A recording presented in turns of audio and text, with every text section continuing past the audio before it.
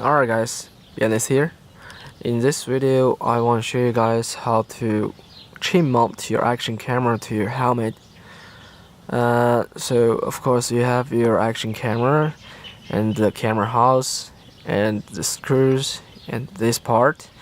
Actually you will need a lot of this, maybe 5 or 6, or depends. It really depends on where you want to put your camera. And then you have this this is a adhesive stickers, camera mount, something like that. So this at the bottom. Okay, so what you will do is something like this.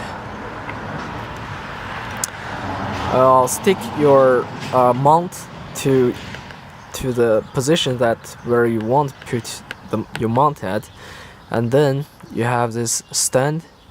You're gonna assembling this to your camera mount, and then it's a camera house on the top.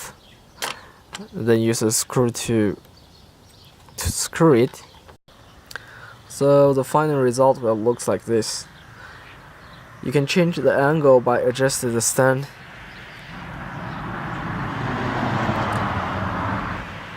So every time when you want to charge your camera, you can just take it out by remove the mount, or just take it out the camera.